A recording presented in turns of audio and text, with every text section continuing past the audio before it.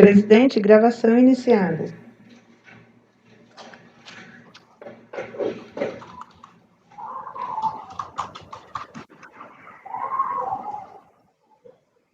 Gravação iniciada também.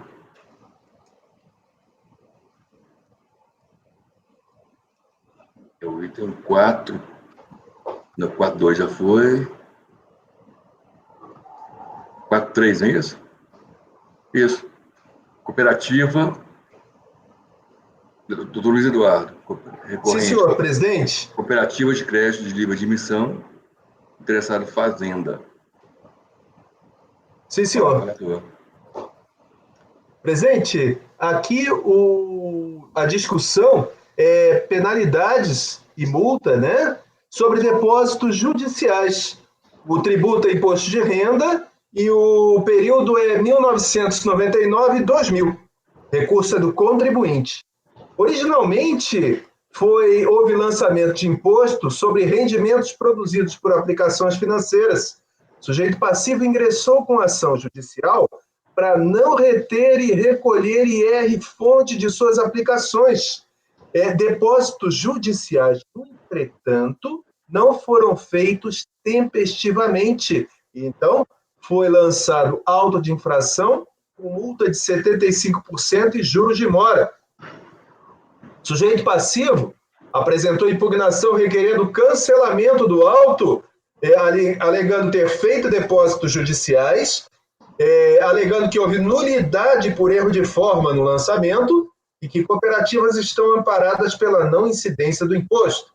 A Delegacia de Julgamento em São Paulo negou o provimento à impugnação, então o sujeito passivo apresentou recurso voluntário, repisando os argumentos de impugnação e alegou ainda a necessidade de não incidência da multa sobre depósito judicial.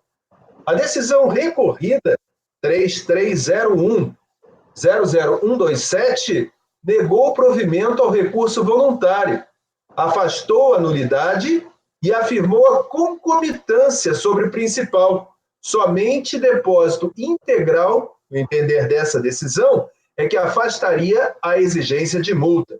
O sujeito passivo opôs embargos contra essa decisão, alegando omissão da declaração do voto do então conselheiro Alexandre Nishioka, mas esses embargos foram rejeitados por despacho do presidente da turma ordinária sucessora.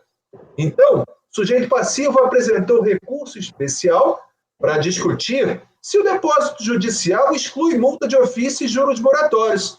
Paradigma apresentado, acórdão 202.16.518, alegando que se depósitos precedem o auto de infração, deve ser reconhecida a suspensão da exigibilidade dos créditos em relação a cada fato gerador, mediante a imputação dos depósitos à época de sua realização, excluindo-se, por consequência, a multa de ofício de todo o período que tiver sido garantido por depósito judicial efetuado.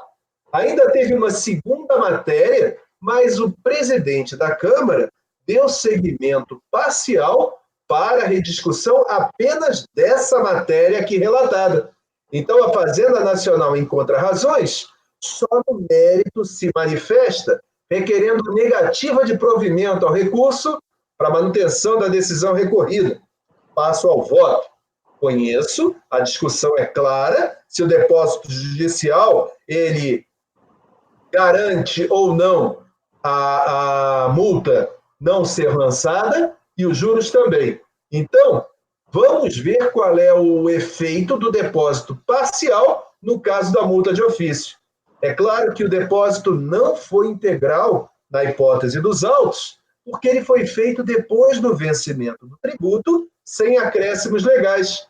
Aqui eu aplico a súmula CARF 132, não é a 133, é a 132, no caso de lançamento de ofício sobre débito objeto de depósito judicial em montante parcial, a incidência de multa de ofício e de juros de mora atinge apenas o montante da dívida não abrangida pelo depósito. Em conclusão, eu dou provimento parcial ao recurso especial interposto pelo contribuinte para que a incidência de multa de ofício e juros de mora se dê apenas sobre o montante do débito não alcançado pelo depósito judicial. É como voto, presidente. Doutor Andrada. Com o relator, presidente. Doutora Tatiana. Com o relator, presidente. Doutor Valcia. Com o relator. Doutor Jorge. Com o relator. Doutora Érica. Com o relator, presidente. Doutora Vanessa. Acompanho o relator. Também acompanho o relator. Então, por unanimidade de votos, deu-se provimento parcial ao recurso interposto pelo contribuinte para que a incidência de multa de ofício e juros de mora se dê apenas sobre o montante do débito não abrangido pelo depósito judicial. É exatamente o que está na emenda. Emenda não, na conclusão, dispositivo. Item 40, deixa eu ver agora, 44. Doutor Andrada, recorrente Fazenda, Cooperativa de Crédito de Livre Admissão da região do Guariba.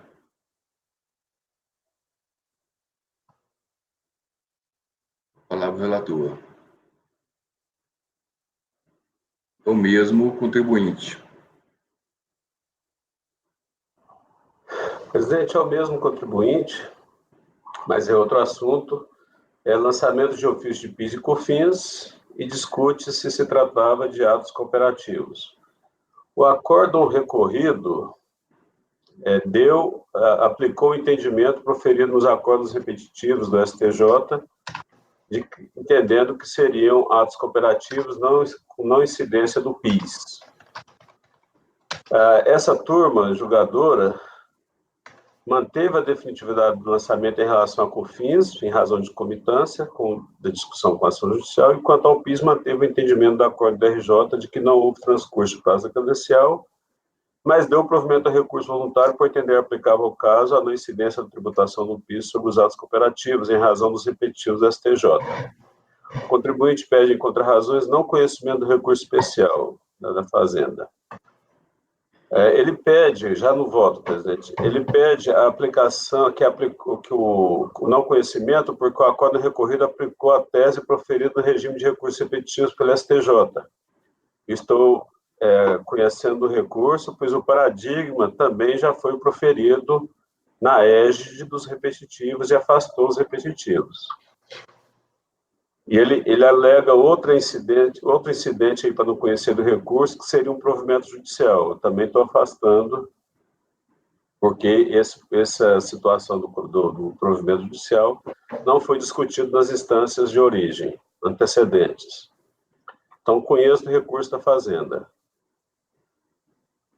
Aí eu faço uma razoada longa, é uma matéria que a gente já tem votado com uma certa frequência.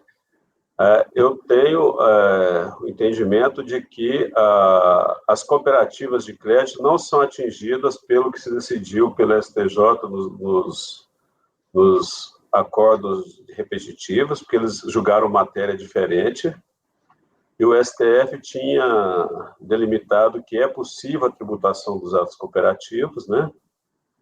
Então, eu transcrevo tanto as decisões do STJ quanto a decisão do STF, né?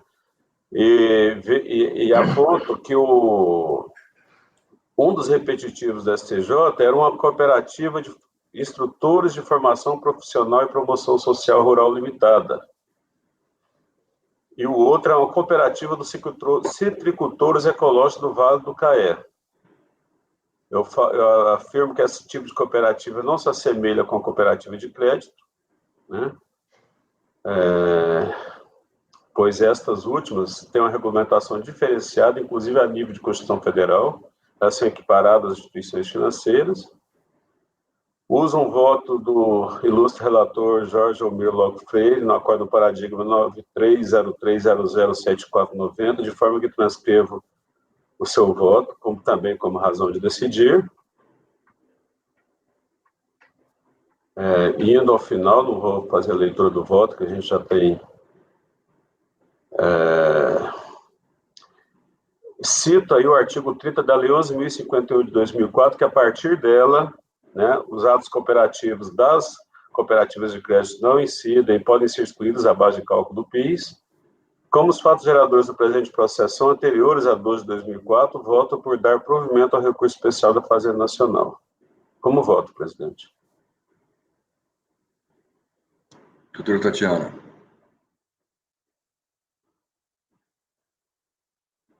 Bom, esse assunto já é conhecido, né, da turma. Eu tenho um entendimento divergente, né? Eu adoto as razões de decidir até do Dr. Denis. Então, eu abro divergência, eu aplico a decisão do STJ nesse caso.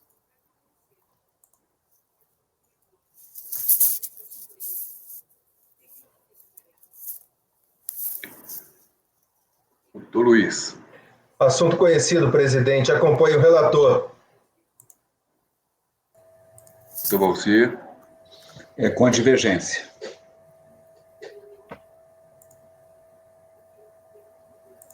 Doutor Jorge. Com o relator, presidente. Doutora Érica. Com a divergência. Doutora Vanessa. Acompanho a divergência. Isso aqui é um lançamento, né, da cooperativa de PIS/COFINS, né, Andrada?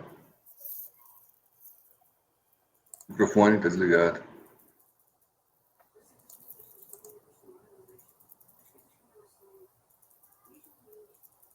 Andrada? Acho que não. Presidente, é um lançamento. Lançamento,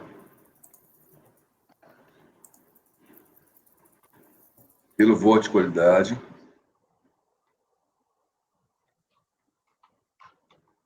foi negado o provimento ao recurso especial da Fazenda, nos termos do artigo 19-E da Lei 10.522, com redação dada pela Lei 13.988.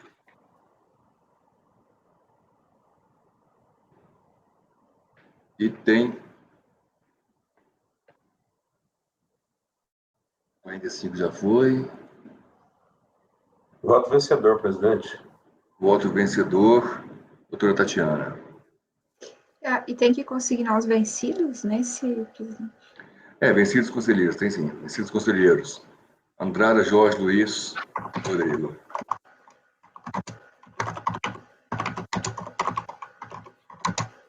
Próximo é o item 61 da pauta.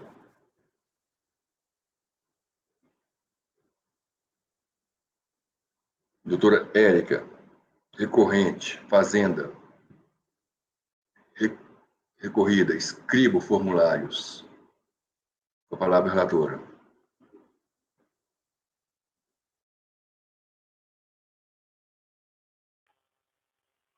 Já está na pasta. É um recurso especial deposto pela Fazenda contra a cota 201.81.649. PIS/COFINS e logamento da parte de cálculo, né, da Lei 9.718. A Fazenda apresentou presente recurso suscitando divergência quanto ao alagamento da base de cálculo movido pela Lei 9.718. O recurso foi admitido, conforme despacho por 712, o contribuinte foi intimado e não apresentou contrarrazões.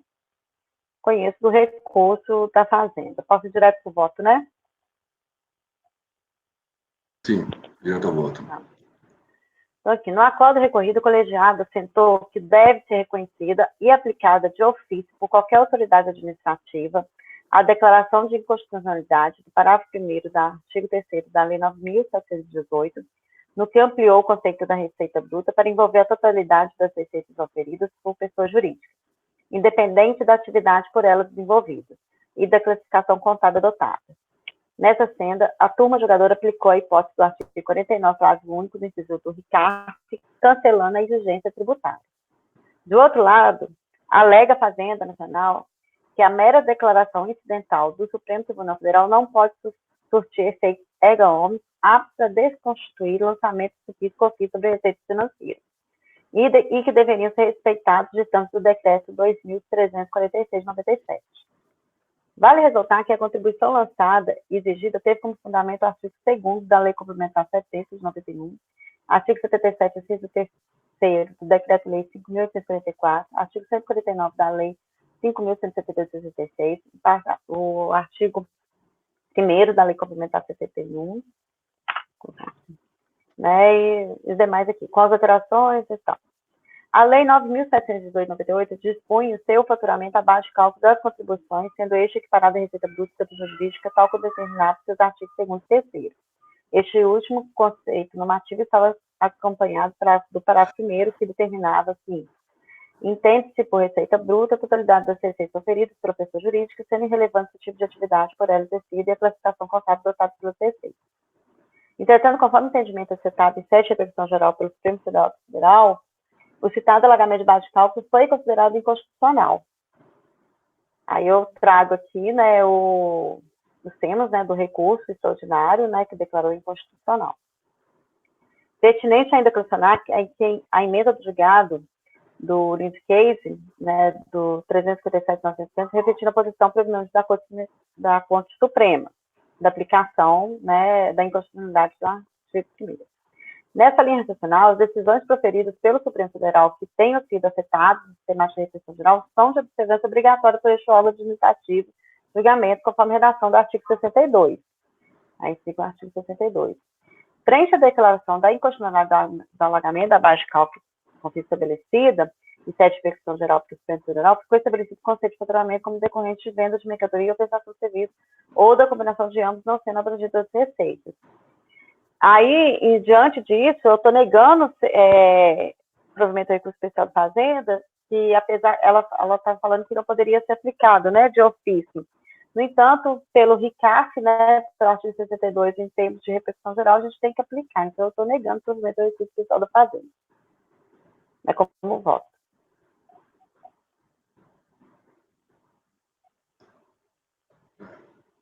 Doutor Andrada.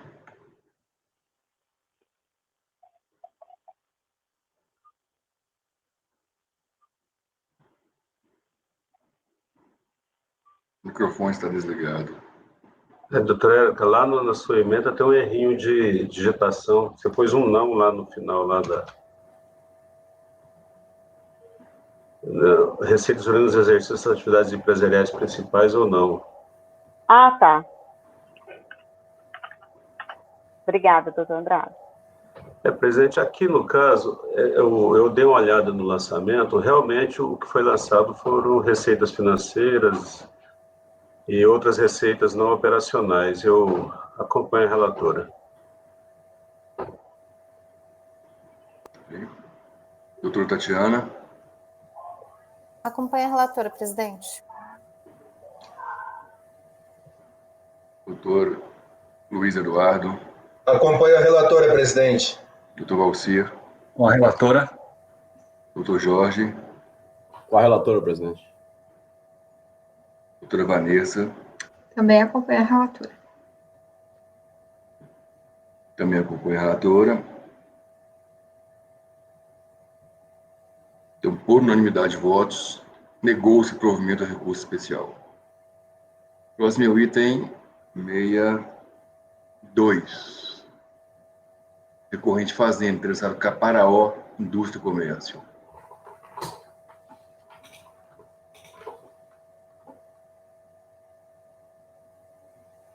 Com a palavra, a relatora, doutora Érica. Então, aqui traz o recurso especial de divergência deposto pela Fazenda, quando o acordo 2101-028, que deu provimento ao recurso voluntário e ficou com a seguinte emenda. Pedido de compensação, convertido em declaração de compensação, prazo de 5 anos para decidir a homologação taxa, artigo 74, para 4º e 5º da Lei 9.430. Intimada desse acordo, a Fazenda Nacional depois recurso especial, suscitando divergência jurisprudencial quanto à ocorrência da homologação taxa das compensações informadas nos respectivos pedidos de compensação, alegando em síntese que o prazo de 5 anos, disposto no artigo 74, parágrafo 5º da Lei 9.430, com a redação dada pela medida provisória 135, de 30 de 10 de 2003, convertida na Lei 10.833, aplica somente aos pedidos de declarações protocolizados a partir do dia 30 de 10 de 2003. O recurso especial da Fazenda foi admitido, conforme despacho por 444 a 443. O contribuinte foi intimado e não apresentou contra-razão. Posso direto para o voto, né?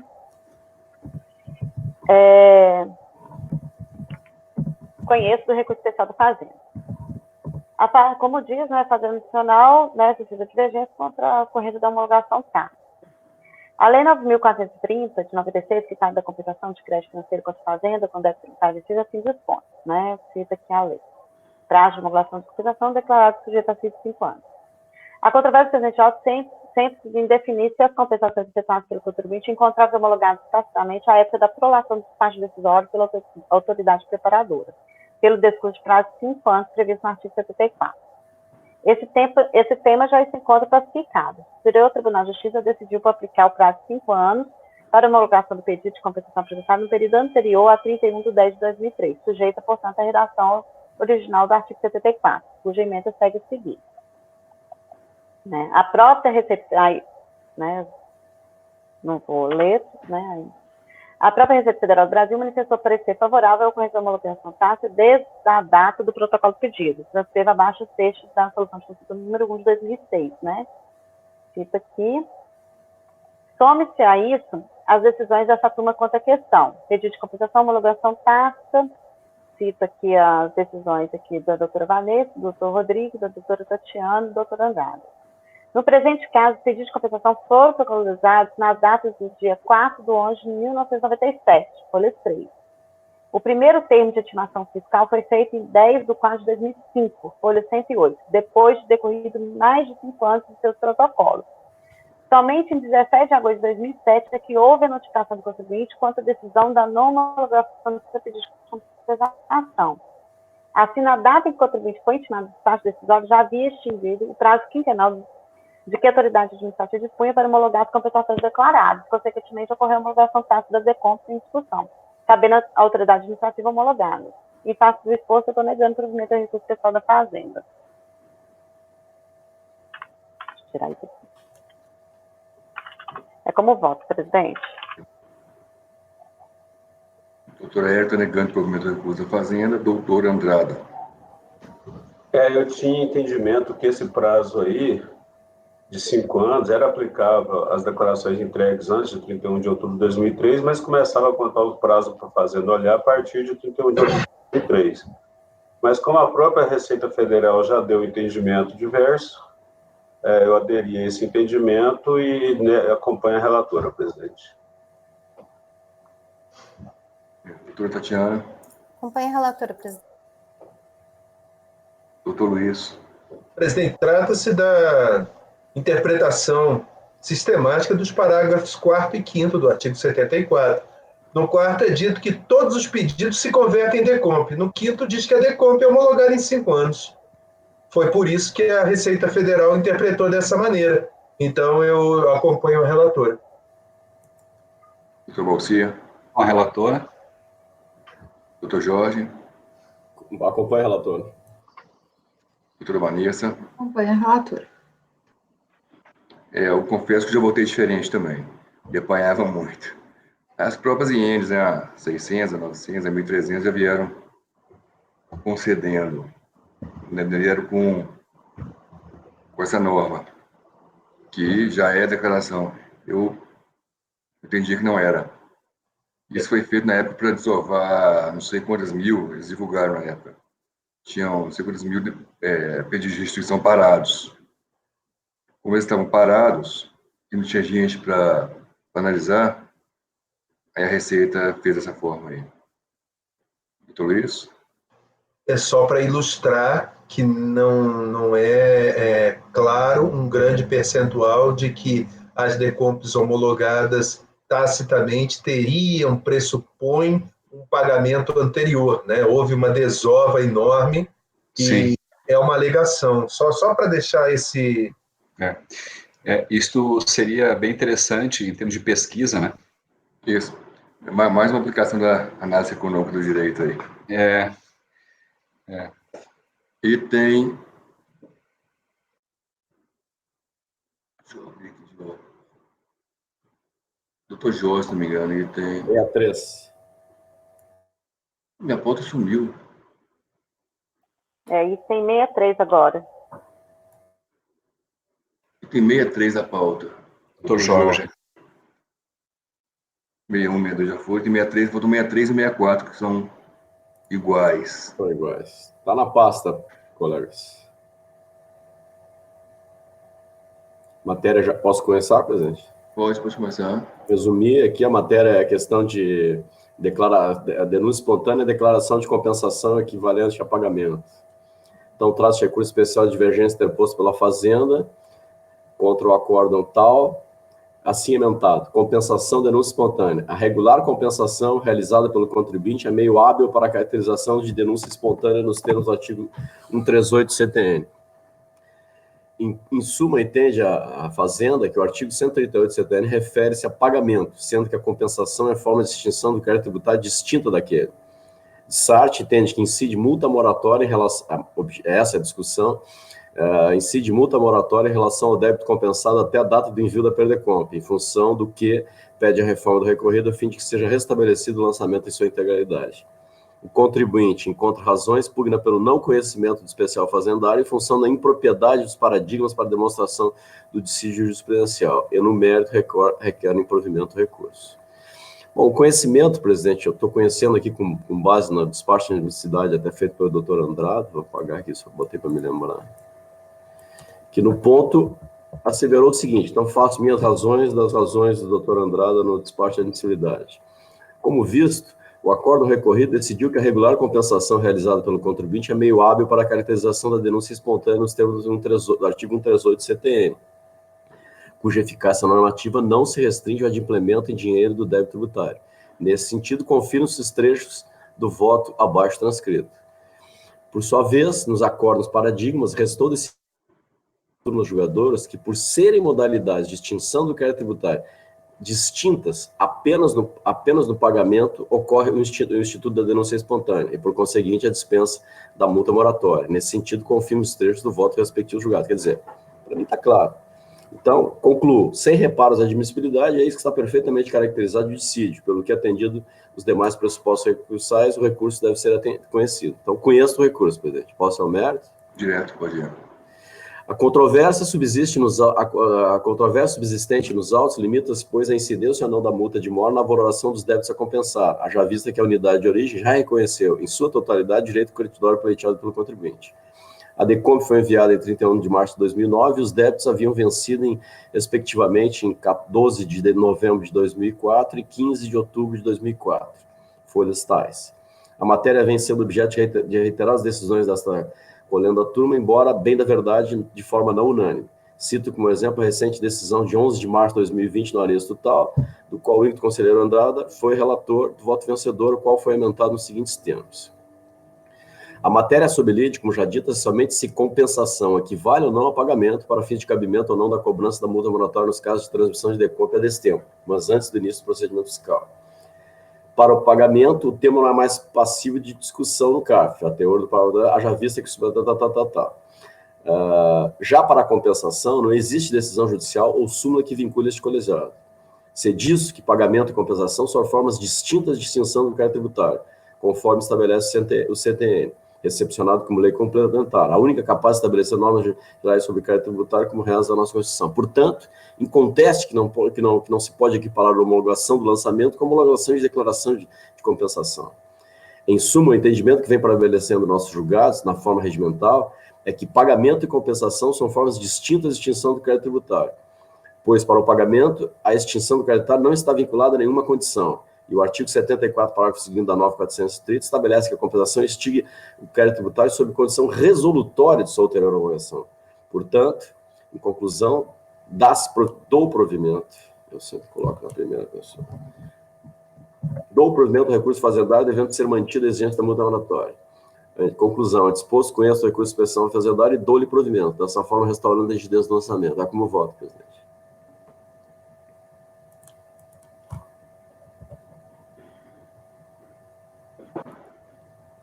Doutor Andrada. Acompanho o relator, presidente. Doutora Tatiana. Matéria já conhecida, a gente já votou, né? Esse dia eu abro divergência e quero compensação e pagamento. Doutor Luiz. Acompanho o relator, presidente. Doutor Valci. Com divergência. Doutora Érica. Acompanho a divergência. Doutora Vanessa. Acompanhar a divergência. Gente, todo mundo sabe realmente o resultado aqui já, eu voto. Tivemos vários processos desse, inclusive nessa reunião. Só vou perguntar para o Jorge uma dúvida que eu tenho aqui. Ele colocou na conclusão: ante o exposto, conheço o recurso especial fazendário e dou-lhe provimento. Desta forma, restaurando a rigidez do lançamento. A gente não está tratando de lançamento aqui, é compensação, não, doutor Jorge? A conclusão. Seria melhor colocar um ponto depois do provimento? Não, exatamente. Desculpa, eu estava falando, está fechado o microfone. Falei demais aqui, presidente, que não é meu hábito. Então, provimento, ponto. Obrigado, presidente. Porque senão vai dar problema, porque provimento, é voto de qualidade. Então. Provimento, ponto. Já corrigi aqui nos dois. Obrigado, presidente. Então, pelo voto de qualidade, deu-se provimento ao recurso especial interposto pela Fazenda, vencidos os conselheiros Tatiana, Érica, Vanessa e Valcir. Agora, item doutor Luiz, quer falar? Não, é porque, presidente, eu tenho olhado aqui no relatório e eu tinha entendido que foi um lançamento.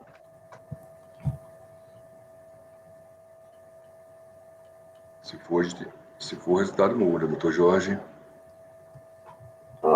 Não é uma compensação. Olha só, eu estou lendo o relatório, tá? Em função do que pede a reforma do recorrido a fim de que seja restabelecido o lançamento em sua integralidade. Perdão, doutor Jorge, eu fiquei na dúvida. Isso aí foi a Fazenda que colocou, eu estou transcrevendo, mas deixa eu dar uma checada aqui, então. Mas, claro, mas é compensação. Agora, já no seu voto de mérito, portanto, inconteste que não se pode equiparar a homologação do lançamento com a homologação da declaração de compensação. Eu fiquei na dúvida, sinceramente. Não, deixa eu abrir aqui, não, é compensação. Deixa eu abrir aqui. Senhor. É para evitar um embargo mais tarde, né? É compensação mesmo, só precisa dar uma ajustada aí. Eu vou corrigir aqui, eu estou abrindo aqui, manifestação, é compensação, manifestação de conformidade. Porque senão isso aí muda o resultado. Não, mas o que está errado, o relatório foi o que a Fazenda pediu, eu vou corrigir, mas tem razão, é compensação, e eu estou abrindo aqui, manifestação de conformidade. Trata de pedido de compensação eletrônica solicitado através da DECOMP número tal. Isso. Então está claro que a compensação vou colocar para corrigir. Então, o resultado da votação já proclamado. Item 64, recorrente Fazenda, interessado, Halbert, o mesmo. Contribuinte, doutor Jorge, com a palavra. Qual é, presidente? Item 64. É igual. O senhor também é igual, né? É igual.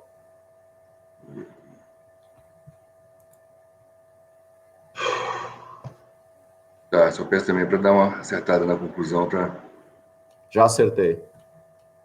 Evitar os embargos. Eu vou revisar aqui direitinho. Até digo no mérito, a DECOMP foi enviada em tais datas e os débitos haviam vencido em tais datas. No relatório, no voto está claro.